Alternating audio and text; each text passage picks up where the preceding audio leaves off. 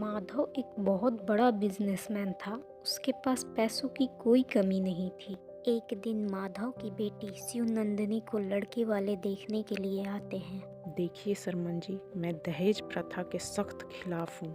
इसलिए मैं अपनी बेटी की शादी में 1 रुपया भी दहेज नहीं दूंगा। मेरी बेटी के साथ सिर्फ ये प्यारा सा बैल जाएगा, क्योंकि मेरी बेटी ने इसे बचपन से पाल पोस कर बड़ा किया है। इसलिए वो इससे दूर नहीं रह सकती है। माधव इतना अमीर होने के बावजूद भी आखिर ऐसा क्यों करता है? चलिए इसे जानने के लिए हम कहानी में पीछे चलते हैं। ये है माधव की बेटी शिव नंदिनी, लेकिन इसे प्यार से सभी पीहू कहकर बुलाते थे। पीहू इतने अमीर बाप की बेटी होने के बावजूद भी एक सादा जीवन जीना पसंद करती थी। पीहू पढ़ाई में बहुत अच्छी थी। उसने बीएड की डिग्री ले ली थी। पीहू को पढ़ाना बहुत अच्छा लगता था, इसलिए पीहू अपने मोहल्ले के सभी गरीब बच्चों को बुलाकर अपने घर के सामने पढ़ाया करती थी। वह उन लोगों से कभी पैसे नहीं लेती थी। और ये है वरदान, जिसे प्यार से सभी टिंकू कहकर बुलाते थे।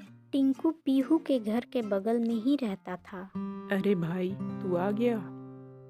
मैं पिछले 5 मिनट से यहाँ खड़ा हूँ, लेकिन तेरा ध्यान उधर से हटे तब तो मैं तुम्हें दिखूंगा। नहीं भाई, ऐसी कोई बात नहीं है। टिंकू, मुझे एक बात बता, पीहू में तुझे आखिर ऐसा क्या दिखता है जो हर रोज तू उसे देखने के बाद ही दुकान जाता है?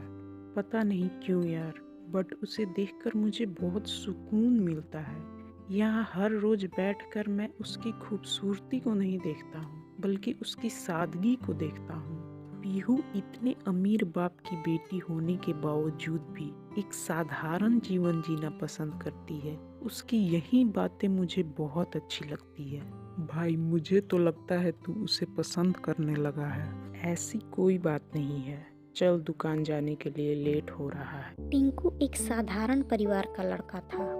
उसका सपना था कि वह एक दिन पढ़ लिख कर आईएएस ऑफिसर बने। लेकिन टिंकू के पिता सुरेश का एक छोटा सा दुकान था और उस दुकान से इतनी अधिक कमाई नहीं थी कि सुरेश टिंकू को पढ़ने के लिए कहीं बाहर भेज सके। इसलिए टिंकू घर ही पर पढ़ाई करता था और रोज शाम में अपने पापा की मदद करने के लिए दुकान जाया करता था। एक दिन की बात है, माधव एक गहरी सोच में डूबा हुआ था। तभी उसकी पत्नी गीता आकर बोलती है। क्या हुआ? आप यहाँ पर खड़े होकर इतनी गहराई से क्या सोच रहे हैं?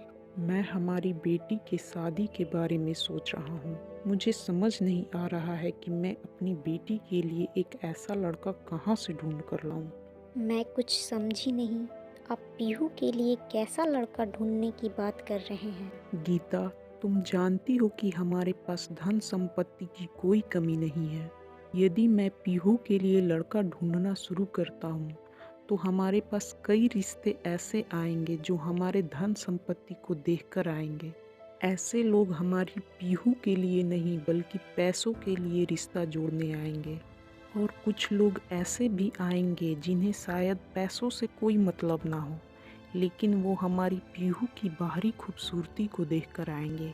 तो आपको कैसा लड़का और परिवार चाहिए? आजकल तो यही देखने को मिलता है। नहीं गीता, हम अपनी बेटी की शादी कभी ऐसे घर में नहीं करना चाहेंगे जो मेरी संपत्ति या मेरी बेटी की बाहरी खूबसूरती को देखकर मेरी बेटी से शादी करना चाहे। इतना बोलकर माधव वहाँ से चला जाता है। इधर रोज की तरह टिंकू दुकान जाने से पहले बैठकर पीहू को देख रहा होता है। तभी उसका दोस्त आकर बोलता है। जब तू उसे पसंद करता है तो उसे जाकर बोल क्यों नहीं देता है? यही तो मैं नहीं कर सकता हूँ। क्यों, तुझे उसे प्रपोज करने में डर लगता है? नहीं भाई, मुझे डर नहीं लगता है। बस मैं यही सोचकर पीछे रह जाता हूँ कि मैं अभी उसके लायक नहीं हूँ। पीहू एक अमीर घर की लड़की है और जाहिर सी बात है कि उसके पापा उसके लिए एक अमीर लड़का ही ढूंढेंगे। भाई, तू भी तो आईएएस बनने का सपना देखता है और मुझे यकीन है कि तू एक दिन बड़ा आदमी जरूर बनेगा। मेरे दोस्त, कोई भी पिता अपनी बेटी की शादी एक ऐसे लड़के से कभी नहीं कराता है जो कि आईएएस बनने का सपना देख रहा हो, बल्कि एक ऐसे लड़के से कराता है जो आईएएस बन चुका होता है। इतना बोलकर टिंकू दुकान जाने के लिए निकल जाता है। शाम के समय बैठकर जब सभी डिनर कर रहे होते हैं तभी पीहू माधव से बोलती है। पापा, कल से सावन शुरू हो रहा है, तो मैं सोच रही थी कि सभी बच्चों को ले जाकर सावन का मेला घुमा दूं। इससे उन बच्चों का पढ़ाई के साथ साथ थोड़ा घूमना फिरना भी हो जाएगा। हाँ पीहू, क्यों नहीं, ये तो तुमने बहुत अच्छा सोचा है। तुम कल ही सभी बच्चों को सावन का मेला घुमाने ले जाओ और जितने पैसों की ज़रूरत हो हमसे मांग लेना।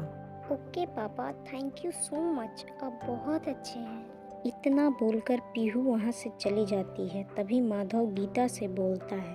तुम देख रही हो ना गीता, हमारी बेटी का मन कितना खूबसूरत है। इसीलिए मैं हमेशा यही सब सोचता रहता हूँ कि अपनी बेटी के लिए कहाँ से एक ऐसा लड़का और परिवार ढूंढ कर लाऊं जो मेरी पीहू के मन की इस खूबसूरती को समझ सके। आपको याद है ना, जब हमारी शादी के 5 साल बाद भी हमारी कोई संतान नहीं थी, तो हमने महादेव की कितनी पूजा की थी। 16 सोमवारी का व्रत किया था, तब जाकर पीहू का जन्म हुआ था। आप चिंता मत कीजिए, मुझे पूरा विश्वास है महादेव की कृपा से हमारी बेटी को ऐसा ही लड़का मिलेगा जैसा आप चाहते हैं। तुम सही बोल रही हो गीता, अब महादेव ही हमें ऐसे लड़के से मिलवाएंगे। गीता, मैं सोच रहा हूँ कि मैं 16 सोमवारी का व्रत रखूँ। 16 सोमवारी का व्रत आप क्यों करेंगे, मैं कर लेती हूँ। नहीं गीता, तुम एक बार 16 सोमवारी का व्रत करके माँ होने का फर्ज अदा कर चुकी हो। एक बार मुझे भी अपने पिता होने का फर्ज अदा करने दो। अगले दिन से माधव प्रत्येक सोमवार को पूरी निष्ठा से महादेव की पूजा करने लगता है। इसी बीच एक दिन शाम के समय माधव अपने कुछ रिश्तेदारों के घर जाता है और उनसे बातें करता है। चाचा जी, अब मैं अपनी बेटी की शादी करने की सोच रहा हूँ। यदि आपके नज़र में कोई अच्छा लड़का और अच्छा घर परिवार हो तो हमें ज़रूर बताइएगा। ठीक है माधव बेटा, मेरी नज़र में कुछ अच्छे लड़के हैं। मैं उनके परिवार से बात करके तुम्हें बताता हूँ। टिंकू का दोस्त मनीष माधव और अपने दादाजी की बातें सुन लेता है और वह जल्दी से जाकर टिंकू को बताता है। तू यहाँ बैठकर पीहू को बस देखता ही रह जाएगा और उसके पापा उसकी शादी किसी और से करा देंगे। तू ऐसा क्यों बोल रहा है मनीष, क्या हुआ? पीहू के पापा मेरे घर आए थे और मेरे दादाजी से पीहू के लिए एक अच्छा लड़का ढूंढने की बात कर रहे थे। यार, अब भी तेरे पास वक्त है, जाकर तू पीहू को बता दे कि तू उसे पसंद करता है। पीहू तुझे बचपन से जानती है कि तू कैसा लड़का है। मुझे यकीन है कि तू धीरे धीरे पीहू का दिल जरूर जीत लेगा। मनीष, मुझे पता है कि यदि मैं कोशिश करूंगा तो मैं पीहू का दिल जरूर जीत लूंगा, लेकिन उसके बाद क्या होगा? जब पीहू के पापा को पता चलेगा हमारे बारे में तो वो हम दोनों को अलग कर देंगे। फिर उधर पीहू मेरे लिए तड़पेगी और मैं इधर पीहू के लिए तड़पूंगा। इससे तो बेहतर है ना कि मैं अकेले ही पीहू के लिए तड़पूं। वैसे भी प्यार का मतलब सिर्फ उसे पाना ही नहीं होता है, बल्कि हमें उसकी खुशियों का भी ख्याल रखना पड़ता है। तेरा यही मन है तो ठीक है, जब पीहू की शादी हो जाएगी तो तू देवदास बनकर अपनी पीहू को याद करते रहना। इतना बोलकर मनीष वहाँ से चला जाता है। माधव के 16 सोमवारी के व्रत का आज आखिरी दिन होता है। पूरी निष्ठा से अपनी पूजा समाप्त करने के बाद जब रात में माधव सोता है तो उसे एक सपना आता है जिसमें महादेव माधव से बोलते हैं। माधव, मैं तुम्हारे इस भक्ति भाव से प्रसन्न हुआ। मैं हमेशा यही देखता हूँ कि एक पत्नी अपने पति के लिए या फिर एक माँ अपने बच्चों के लिए मेरी पूजा करती है, लेकिन आज मैंने पहली बार देखा कि एक पिता अपनी पुत्री के लिए इतने भक्ति भाव से मेरी पूजा कर रहा है। बोलो माधव, तुम्हें हमसे क्या चाहिए? हे महादेव, आप जानते हैं कि मेरी बेटी के अंदर कितनी सादगी भरी हुई है। यदि एक अच्छा लड़का और घर परिवार ढूंढने में मुझसे जरा सी भी चूक हुई तो कहीं शादी के बाद मेरी बेटी की ये मासूमियत उसके अंदर ही कहीं दफन होकर ना रह जाए। माधव, तुम चिंता मत करो। इस कार्य को अंजाम देने के लिए मेरा नंदी कुछ दिनों के लिए तुम्हारे साथ ही रहेगा। तुम्हें उस लड़के को ये कहकर परखना होगा कि पीहू ने इसे बचपन से पाल पोस कर बड़ा किया है, इसलिए वो इसके बिना नहीं रह सकती। यदि कोई लड़का पीहू को नंदी के साथ स्वीकार कर लेता है तो तुम समझ जाना कि वो पीहू की भावनाओं की कदर कर रहा है, और वहीं लड़का आगे चलकर पीहू के मन की खूबसूरती को समझ पाएगा।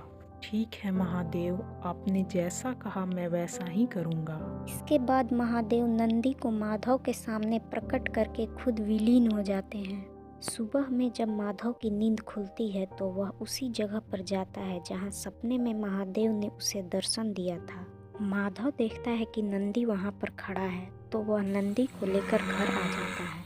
तभी पीहू नंदी को देखकर बोलती है, पापा आपको ये कहाँ से मिला?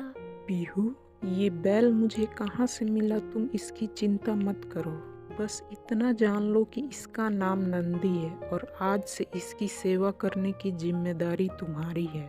ठीक है पापा, आज से ये नंदी मेरे साथ ही रहेगा। इधर टिंकू पीहू की शादी की बात सुनकर उदास रहने लगा था।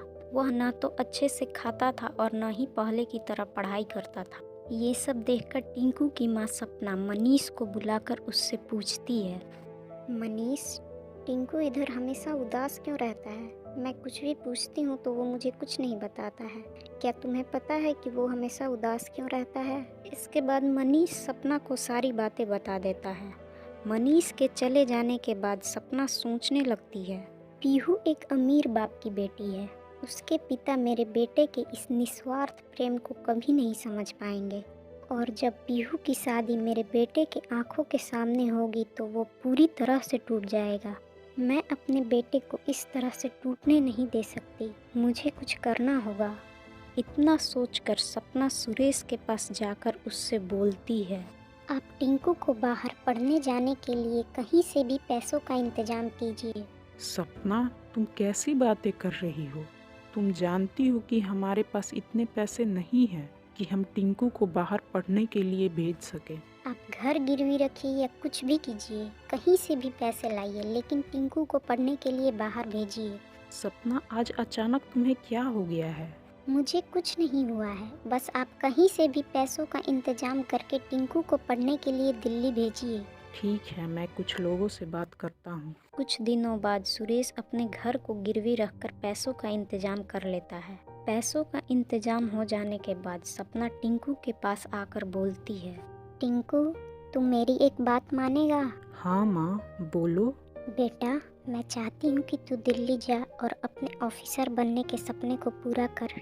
लेकिन बड़े शहरों में जाकर पढ़ाई करने में बहुत पैसा खर्च होता है माँ, इतना पैसा कहाँ से आएगा? तू पैसों की चिंता मत कर, तेरे पापा ने पैसों का इंतजाम कर दिया है। टिंकू, मुझसे वादा कर, तू वहाँ जाकर पढ़ाई के अलावा कुछ और नहीं सोचेगा, बस पढ़ाई करेगा। ठीक है माँ, तुम जैसा कहोगी मैं वैसा ही करूँगा। अगली सुबह जब टिंकू दिल्ली जाने के लिए निकल रहा होता है तभी वह पीछे मुड़कर देखता है। टिंकू की निगाहें कहीं न कहीं अभी भी पीहू को ही ढूंढ रही थी, लेकिन पीहू वहाँ नहीं थी। टिंकू को पीछे मुड़ता हुआ देखकर सपना बोलती है, बेटा, कदम आगे बढ़ाने के बाद पीछे मुड़कर नहीं देखा जाता है। अपनी माँ की बातें सुनकर टिंकू उदास मन से आगे बढ़ जाता है। इधर माधव पीहू के लिए लड़का ढूंढना शुरू कर देता है। माधव लड़के वालों को परखने के लिए वही बात बोलता है जो महादेव ने कहा था, लेकिन जब लड़के वाले ये सुनते हैं कि दहेज में 1 रुपया भी नहीं मिलेगा तो वे लोग रिश्ते को ठुकरा कर चले जा रहे थे। इसी तरह समय गुजरता है और जितने भी रिश्ते आते हैं माधव सभी के सामने यही प्रस्ताव रखता है। देखते देखते 6 महीने गुजर जाता है, लेकिन कोई भी लड़का वाला माधव के इस प्रस्ताव को स्वीकार नहीं करता है। एक दिन हताश होकर माधव अपने कमरे में खड़े होकर सोच रहा होता है, महादेव ने आखिर ये कैसा प्रस्ताव रख दिया? कोई भी लड़का या परिवार वाला इसे स्वीकार ही नहीं कर रहा है। आखिर महादेव ने मेरी बेटी के नसीब में किसे लिखा है? कहाँ है वो लड़का? हेलो माँ, मैंने पीटी क्वालिफाई कर लिया। टिंकू दिल्ली जाने के बाद पीहू की यादों को अपने अंदर ही दफन करके अपने माँ पापा के लिए पूरी लगन से पढ़ाई करना शुरू कर देता है। देखते ही देखते टिंकू मेंस और इंटरव्यू भी क्वालिफाई कर लेता है और फाइनल रिजल्ट आने के बाद टिंकू सीधे अपने घर आता है। माँ, पापा, देखिए आज आपका बेटा ऑफिसर बन गया। हाँ बेटा, हम दोनों को यकीन था कि तू एक दिन जरूर कामयाब होगा। इसके बाद टिंकू कॉल करके मनीष को बुलाता है और बाहर जाकर बैठ जाता है। टिंकू की निगाहें आज भी कहीं ना कहीं पीहू को ही ढूंढ रही थी। अरे भाई, तू आ गया। तू आज भी नहीं सुधरा ना। मैं पिछले 5 मिनट से यहाँ खड़ा हूँ, लेकिन तेरा ध्यान आज भी उधर ही टिका हुआ है। मुझे पता है तेरी नज़रें पीहू को ढूंढ रही है। यार, पीहू को ढूंढकर अब क्या फ़ायदा? अब तो उसकी शादी हो गई होगी ना। चल दुखी मत हो, खुश हो जा। पीहू की अभी तक शादी नहीं हुई है। क्या तू सच बोल रहा है भाई? पीहू की अभी तक शादी नहीं हुई है? हाँ यार, मैं सच बोल रहा हूँ। इसके बाद मनीष टिंकू को उस प्रस्ताव के बारे में बता देता है। कुछ देर बाद पीहू नंदी को घुमाने के लिए बाहर लाती है। तभी नंदी टिंकू को देखकर उसके पास जाने लगता है। मनीष नंदी को इधर आता हुआ देखकर डर से किनारे जाकर खड़ा हो जाता है, लेकिन टिंकू की नज़र जैसे ही पीहू पर पड़ती है वो पीहू को देखता ही रह जाता है। इधर पीहू भी नंदी का पीछा करते हुए आकर टिंकू के पास खड़ी हो जाती है। इसके बाद नंदी उन दोनों के चारों तरफ घूमने लगता है। नंदी, क्या कर रहे हो? रुको, मेरी बात सुनो नंदी। माधव पीहू की चीखने की आवाज़ सुनकर जल्दी से बाहर आता है। वह नंदी की हरकतों को देखकर दंग रह जाता है और सोचने लगता है। नंदी 1 साल से हमारे साथ रह रहा है, लेकिन आज तक नंदी ने ऐसी कोई हरकत नहीं की। फिर आज क्यों नंदी उन दोनों के चारों तरफ फेरे लगा रहा है? नंदी के रुक जाने के बाद माधव टिंकू से बोलता है। मुझे नहीं पता है कि नंदी आखिर ऐसा क्यों कर रहा है, लेकिन आज तक मैं नंदी को जितने लड़कों के सामने ले गया वो उनके सामने एकदम शांत खड़ा रहता था। आज पहली बार नंदी तुम्हें देखकर इतना खुश हुआ है। टिंकू, क्या तुम मेरी बेटी से शादी करोगे? ये सुनकर टिंकू बहुत खुश होता है। लेकिन टिंकू, मेरी कुछ शर्तें हैं। तभी टिंकू मुस्कुराकर बोलता है। ससुर जी, मुझे पता है कि आपकी शर्तें क्या है और मुझे आपकी सारी शर्तें मंजूर है। ये सुनकर माधव उसी वक्त पीहू का रिश्ता लेकर टिंकू के घर जाता है और कुछ दिनों बाद उन दोनों की शादी हो जाती है। शादी के बाद माधव नंदी को लेकर महादेव के पास जाकर बोलता है। हे महादेव, ये आपकी कैसी लीला है? मेरी बेटी के लिए सबसे परफेक्ट लड़का मेरे घर के बगल में ही था और मैं दूसरे शहरों में ढूंढता फिर रहा था। माधव, पीहू की किस्मत में मैंने टिंकू को तो बहुत पहले ही लिख दिया था। नंदी तो बस एक जरिया था तुम्हें रोक कर रखने के लिए।